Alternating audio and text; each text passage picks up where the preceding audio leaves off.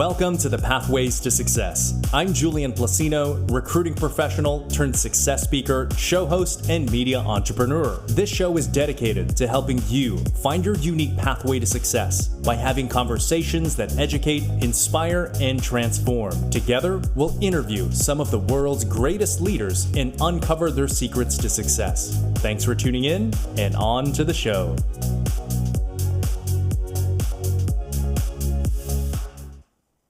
Welcome to episode 217 of the Pathways to Success, where we have conversations with inspiring leaders about their business and keys to success. I'm Julian Placino, your host, and we have an outstanding show for you today. It is my pleasure to welcome Jonathan Campos, Chief Technology Officer at Alto. Jonathan, welcome to the Pathways to Success. How are you, man? I'm great. Thank you for having me. This is an amazing spot you have here. Yeah, and I have to say, what a contrast you and I are doing now compared to how first you and I met. I mean, it's been many years now. How many times did we go back and forth trying to work together and find a time that everything would work out, and now we just can't get away from each other. I know, man. It's been a minute, and that's why I'm really grateful we've kept in touch, and I'm excited to collaborate with you now and share about all the amazing things you guys are doing at Alto. Wonderful. So let's jump in. You are the Chief Technology Officer at Alto. So set the stage for our audience. Tell us, what is Alto? Alto is a ride-hailing company originally based in Dallas. Now we're in many cities across the United States, including Dallas, Houston, LA, DC, Miami, Silicon Valley, moving up to San Francisco. We are a ride-hailing company that is a little bit different than some of the other companies that you may see out there. The big difference for us is we own all the vehicles and all the drivers are our employees. what this means is that we can control the experience from beginning to end, and we really focus on that and making sure that everyone enjoys their entire time, that they can be getting in a car stress-free, not having to worry about how the car smells, how it looks. Is it going to be a small little compact car I get into this time? Is it going to be a big SUV? Instead, it's always the same car, great consistent experience, and just high quality from beginning to end.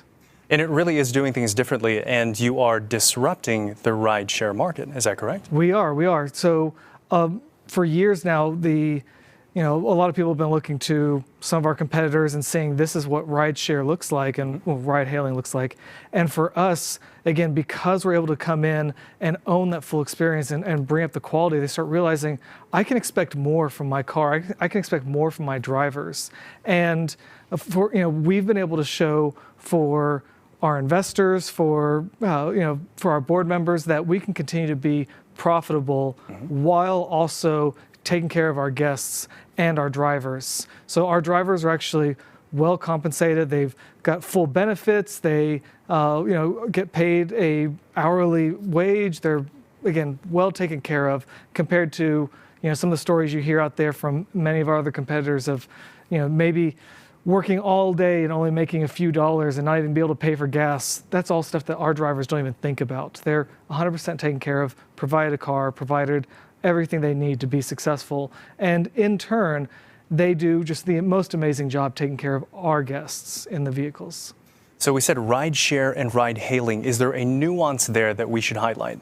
There is. So a lot of times the term that a lot of people use is rideshare.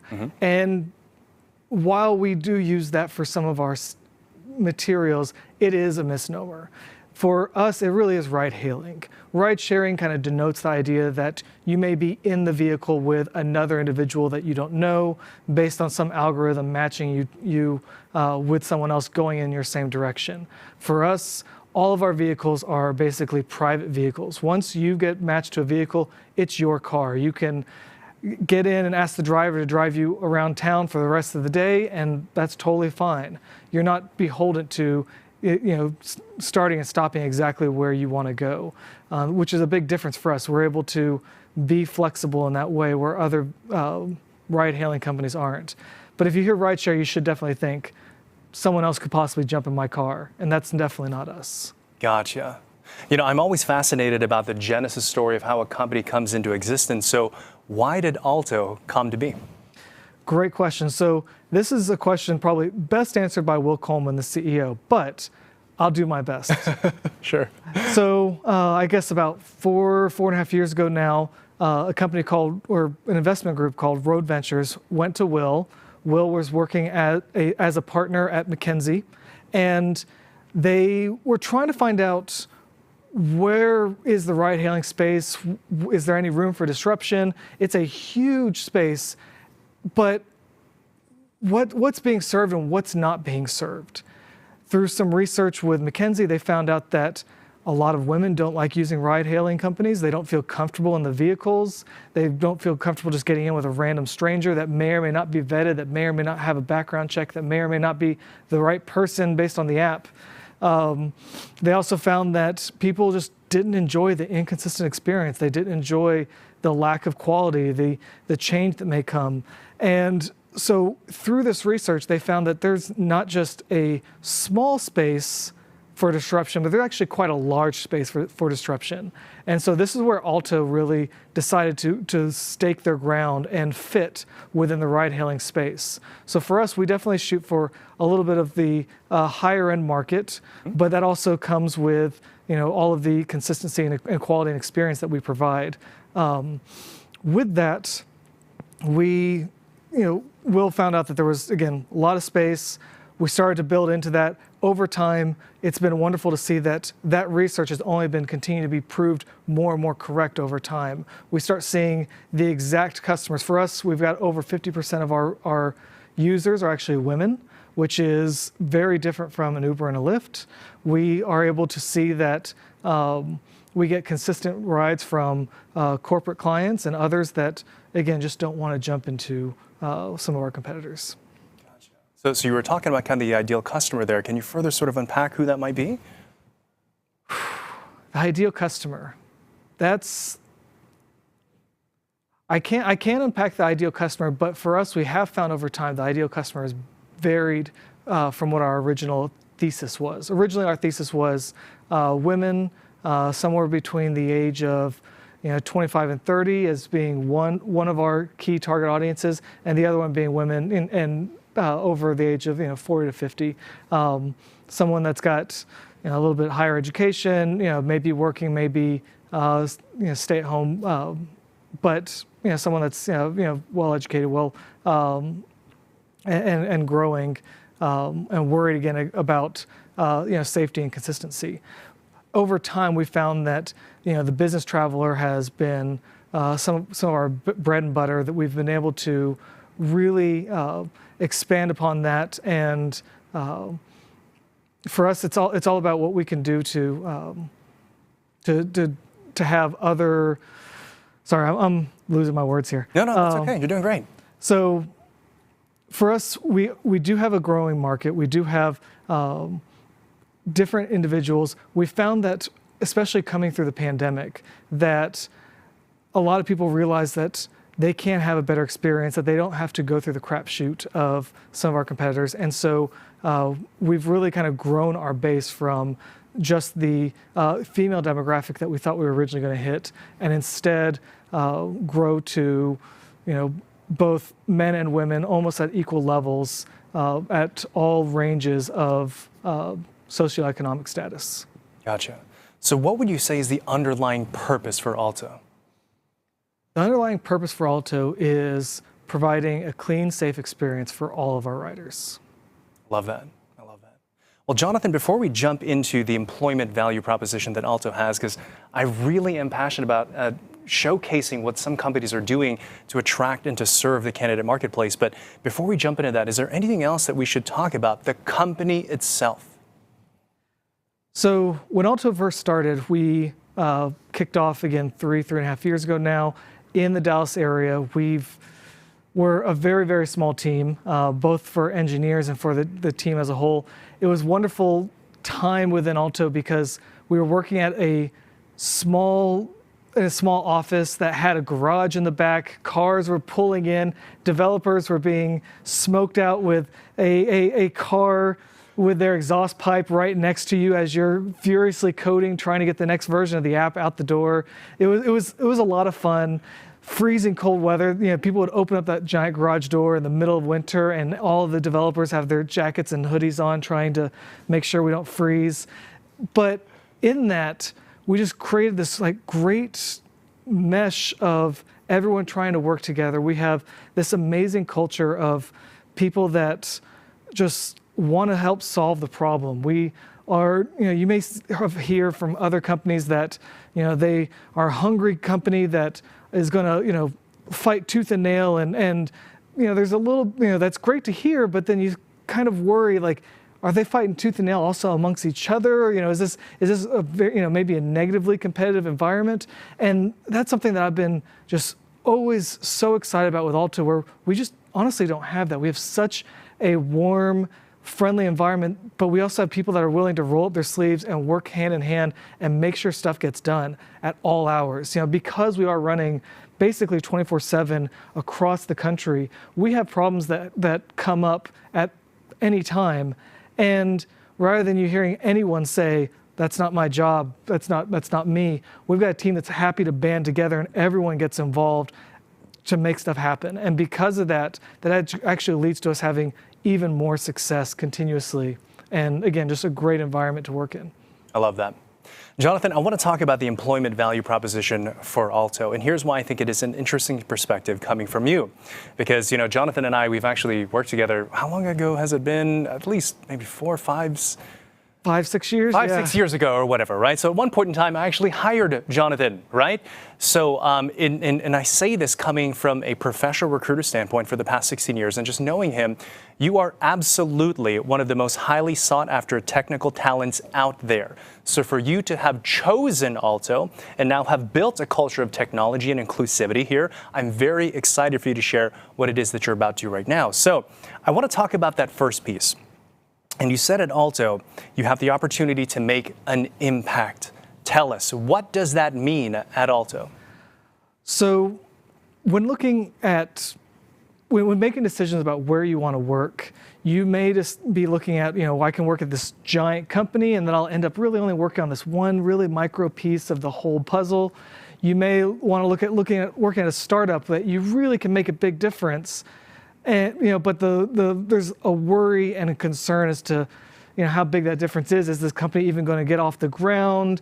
Is anyone even going to see any of my work? Alto is really in this great sweet spot where you can work for a day, finish solving this bug, finish this feature, get it out the door, and literally that afternoon you're seeing people use it, and you're seeing people talk about it, and you're seeing the impact of the work that you're doing to where you can feel that direct connection.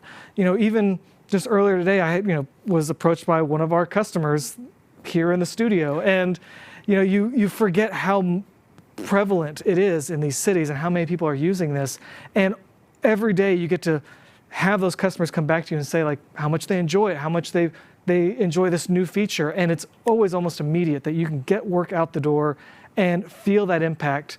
And as an engineer, that's something you don't always get to feel. There's some companies you work at that you'll work tirelessly for weeks and months and years only to put out something that people may never notice, or you may never get to hear directly from your customers. But at Alto, we get to hear from our customers because they live around us and they're in the same communities that we are. So you oversee technology for the company. What would you say have been the most significant advancements or breakthroughs you've made from a technological perspective for the ride-hailing market? So within the ride-hailing market, there's some really interesting problems to solve that some of our competitors have been working to solve for years, that we're also working to solve. These come around vehicle matchmaking, other machine learning and AI technologies that are continuing to grow. Also trying to look at how you can start to optimize for new fleets, electric vehicles, autonomous fleets, et cetera. There's a lot of really hard problems. For a lot of the work that's out there, the problems have been solved in a way to solve a one-to-one matching solution. Mm-hmm. What I mean by this is a lot of our competitors are trying to solve, how can I get the driver that's closest to the passenger as fast as possible and just do that one-to-one solution. For us, because we own the vehicles, because the drivers are our employees, we can't just think of how do we get this one passenger to one driver as fast as possible. For us, we actually have to look at it holistically across our entire fleet. And because of that, we actually have to come up with whole new methodologies of how to solve these algorithms of how to effectively and efficiently get the right vehicle to the right passenger and make sure that's good for an entire fleet level, so that way we can be both operationally efficient and cost efficient with our resources, which include, again, our drivers. Yeah. No, it really is, because sometimes when you work for a big company, your work, it sort of gets lost in the shuffle. You could just be doing like bug fixes or maintenance and stuff like that, but here you get to really make a significant impact that you can feel and see rippled within the customer market. Like you said, Jeff Crittley, who's the founder of our studio here, he was a customer, and that's amazing to be a part of. Exactly. Yeah. It's I mean, like I was saying earlier before the show, it's wonderful to run into customers, and it happens almost at a daily level. Right now, again, we're all working remote, and so I'm not always getting out every day, mm-hmm. but when I do get out, I almost hear it every day. So I want to talk about the vision of Alto. It is, quite frankly, having now worked with a few members of your team, it seems to be such a significant draw to what it is that you're doing. It's not just like some software that works inside of a company that no one ever gets to see, but it's making a real impact. So tell us, what is the compelling vision that Alto has for the future? So Alto is growing by leaps and bounds across the entire United States. We have done so much in the last few years to where we know that some of our very largest competitors are watching us on a daily level and seeing our impact. We know this because when their employees leave, they reach out to us and they let us know, we've been watching you this entire time. So we know we're making the impact. We still have so far to go.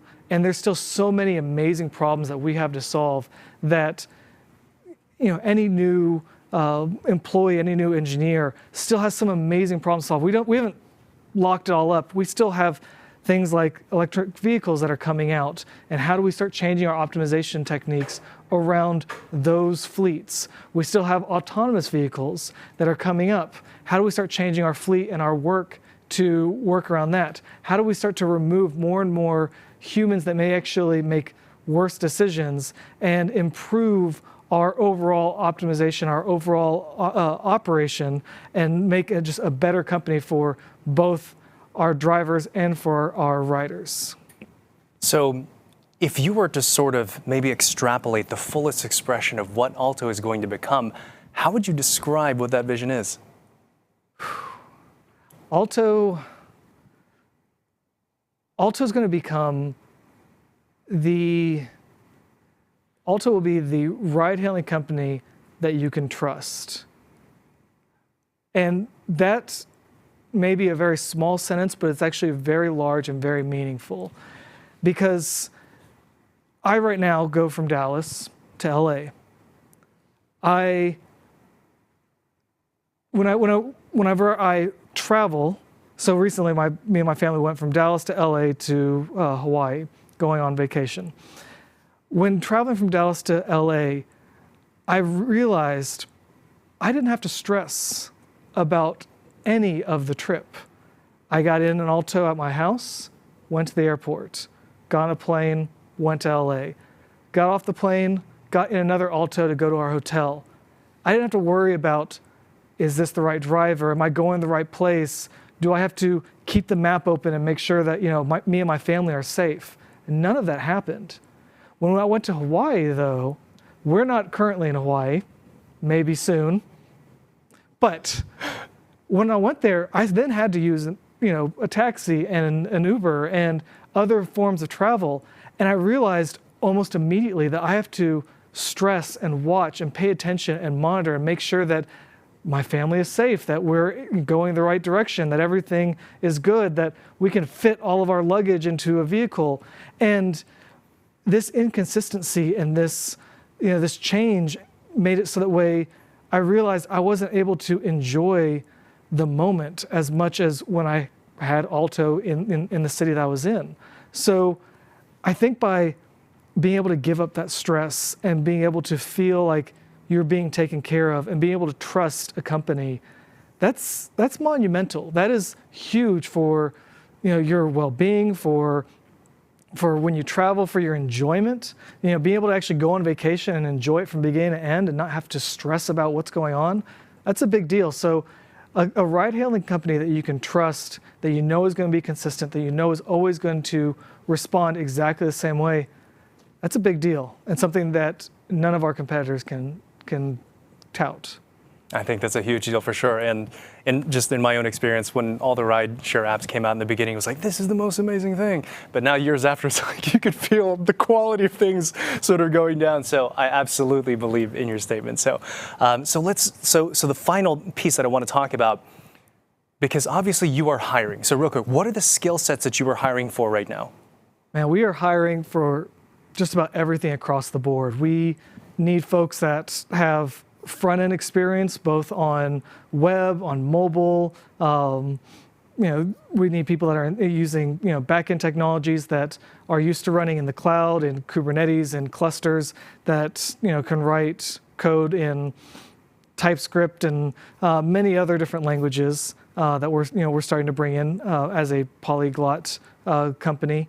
We also need people that have experience in automation, experience in optimization, such as some of the optimization problems that I've already brought up around machine learning and efficient tracking for vehicles. And there's a lot of problems we're trying to solve. So for us, we're doing this with a small skeleton team now, and we're really trying to build out our teams. On top of that, we do need people that are more product focused because of the reputation that we've built within our community, we definitely need to make sure to always have just the nicest application, not just one that works, but one that people get a material feeling and connect with. And so far, we've been able to be very successful with that, and we need to keep growing that across all of our stable of products.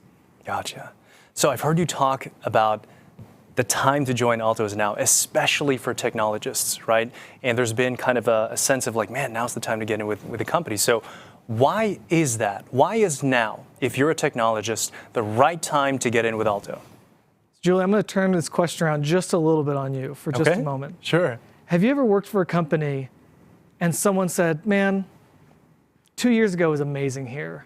Or like, man, just before this person left or when this person was here, it was like the most amazing place. Have you had that Yes, comment? I have. Yeah, sure. And you're working at this new company you may have just started with, and you're like, did I miss the boat? Like, I'm at this cool new place and I just barely missed it. Right now, the time is now for Alto.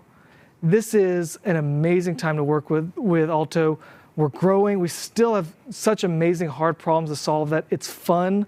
We're able to still try new things and continue to branch out. We're growing. You get to feel that every day that you're in the office or working from home, where you get to enjoy it. You get to see the impact. You get to collaborate with other people. We haven't quite gotten that far yet to where you don't get to work on anything big. You have to just work on, adding that one extra button to that one extra feature that's been done for 10 years already. We're not in that legacy mode. Right now we're still in build and grow and imagine and dream, and this is the fun time to be here. Maybe 10 years from now I might be singing a different tune and we'll be talking about even harder problems that we're dealing with and how fun they are. But I can tell you right now, I am just having a blast. I have the best team. I enjoy going to work. I enjoy being around everybody. It's, like I said, the time is now. So fill in the blank to this question, Jonathan. You should come work at Alto if? You should come work at Alto if you enjoy being challenged. You should come work at Alto if you enjoy growing. If you want to work at a company that you do the same thing over and over again for the next 10 years, cool. Go find that company. I'm sorry, but it's not going to be Alto. If you want to work at a company that you are going to be doing something 1 month and next month being challenged to do something else and have to grow, Alto's the place to come. I can tell you with every single person that I've interviewed and talked to at Alto, I promise them, you are going to learn something. There's something that you are going to come in not knowing, and you're going to be taught and grow and eventually master before the next thing comes. We don't do it in a bad way. You don't get challenged so hard that you won't be able to solve the problem. We have a lot of people with a lot of different skill sets that are able to kind of help others, but you are going to learn. I've had amazing back-end developers come in, and they've been doing this for years, and they're ready to go and can build almost anything. But then you look at them, you're like, I bet you with cloud, you're still a little bit of a novice, and that's fine. Time to learn. And we have other folks that are cloud experts that are able to help you soak up that knowledge and just start running, and you feel like you're building as an engineer. You're not just building someone else's code, but you're actually building yourself. That's awesome. So Jonathan, before we close with your personal keys to success in your career and share that with our audience today, is there anything else that you want to mention about why and the employment value proposition you offer to technologists within the market? Is there anything else there?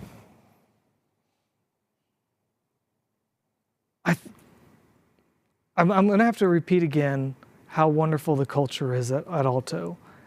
It's hard to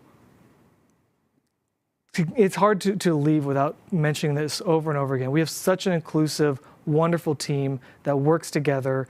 I know that I've talked about people being challenged and having to grow, but that only works because you have others that are willing to be there and help you grow and help teach and help you through every step. So that way you're not taking a step out into the unknown, but you're taking a step with a team. And the culture that we've built has been because of the initial folks that were hired, and they continue to foster the culture. And now that's taken off it's built legs and started to grow as new employees come in. Everyone continues to see the culture and join right in. And it's just a great time to be part of the team. And so I have to say that's one of the biggest propositions I have for anybody is the culture within Alto. Awesome. Well, Jonathan, this is the part of the show where you get to give back. We're going to learn about your keys to success. And this is why I started the show, to learn how did successful people become successful. Because when you learn those breadcrumbs, you can apply them into your own career, and you too can experience that same fruit. So, Jonathan, your first key to success is this: find a community and grow with others. What do you mean by this? So, going back to my own personal story, years ago, many years ago now, I was a new novice developer. I was playing with different things. It was me and like one other buddy that was doing work on the side, trying to learn. And, you know, I grew, but not that much. And it was based on how many sites I could go to and how many books I could collect and try to learn. Then I started getting involved with the community. And I started to find user groups that were out there and going to conferences and working with other individuals and working in larger teams. And my skills grew just exponentially overnight. And it was because I was starting to build those communities. Eventually, I was working into a newer area of technology that hadn't had a community built out yet. So I started a new user group and I started inviting others. And I found out that where I felt like I was alone, there was, at least in the Dallas-Fort Worth area, nearly 100 other individuals that were also feeling like they were alone and joining us every month and continue to talk and grow. And that constant interaction helped me grow as an individual. And I got to see how far others were going as they were becoming more and more experts and starting to learn and build off of others. And so because of this, my big push for any new individual that's getting into technology is build that community around you. Find others that are interested in the same things that you are. Start to work with others. Learn from others, and you will grow just that much faster. So give us a tip. I know sometimes it can be kind of scary for people to sort of reach out, become part of a community, put themselves out there. What's one tip that you've done to maybe face the apprehension or the fear of rejection or whatnot to put yourself out there? So I will say that I am an introvert, even though I'm here in front of a camera right now. It's not always easy.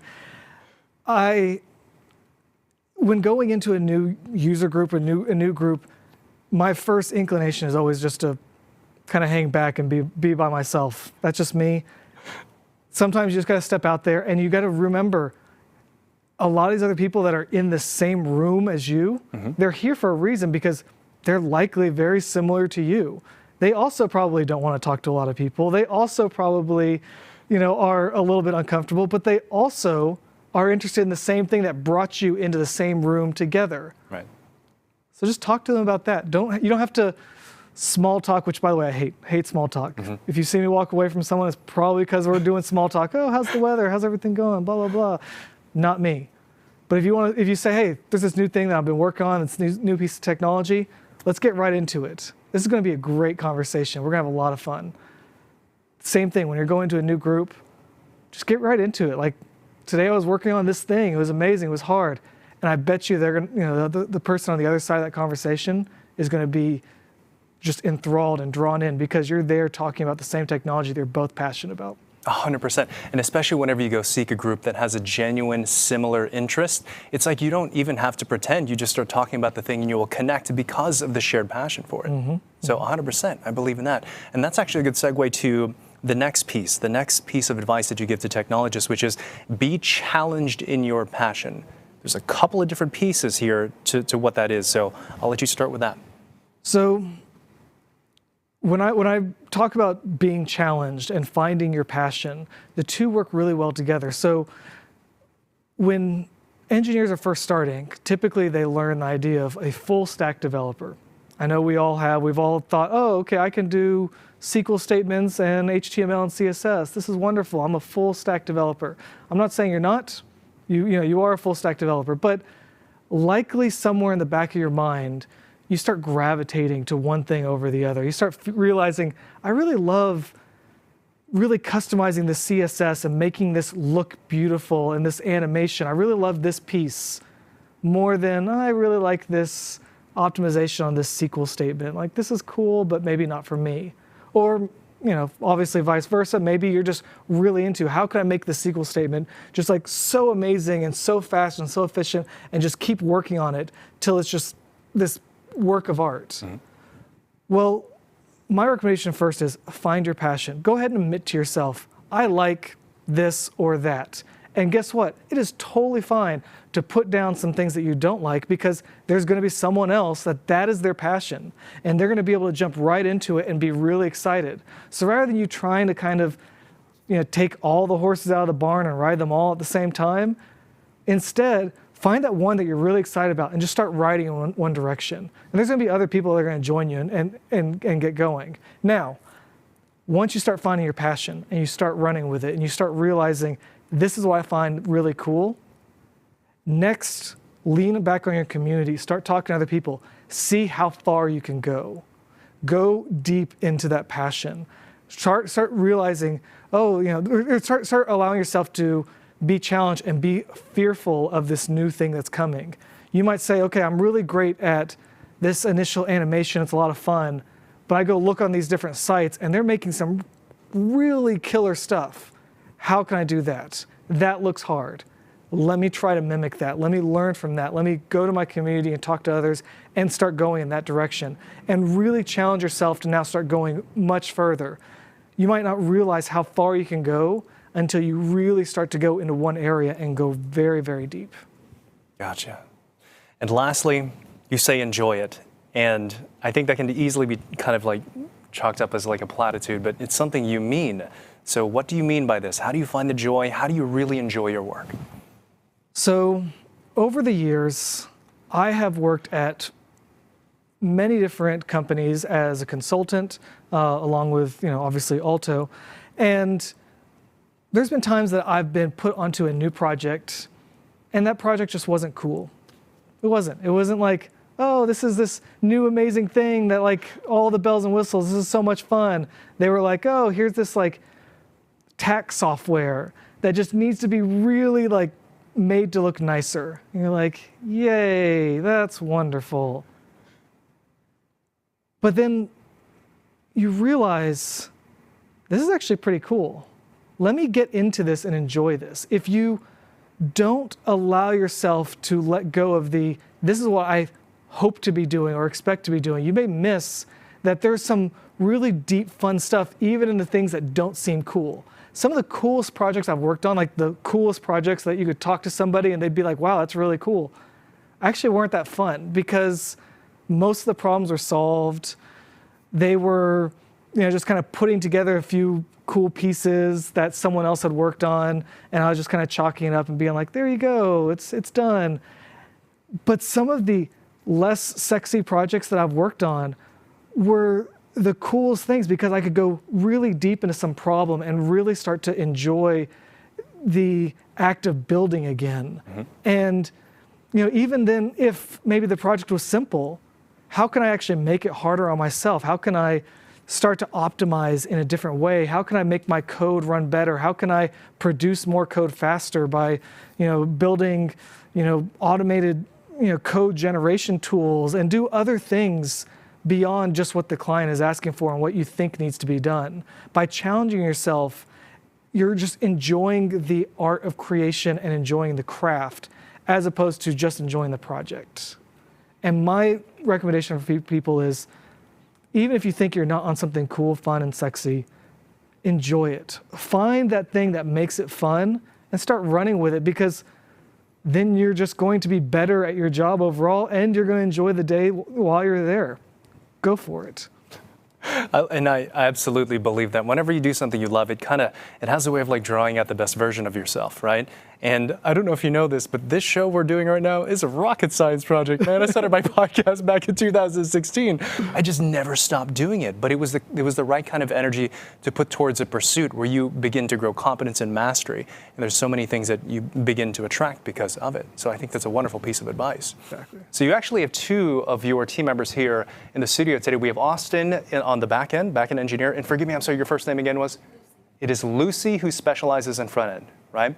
what is the best advice you can give to Lucy and Austin, to the rest of your team watching right now in terms of career advice? What can you tell them to maximize their opportunities with you, with Alto in their career?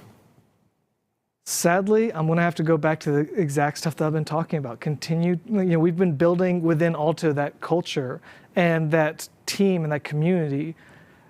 Continue to interact with that team, continue to find ways to work together, and then continue to challenge yourself. One thing that we do at Alto, stolen by some other big companies, is we do something called 20% Day.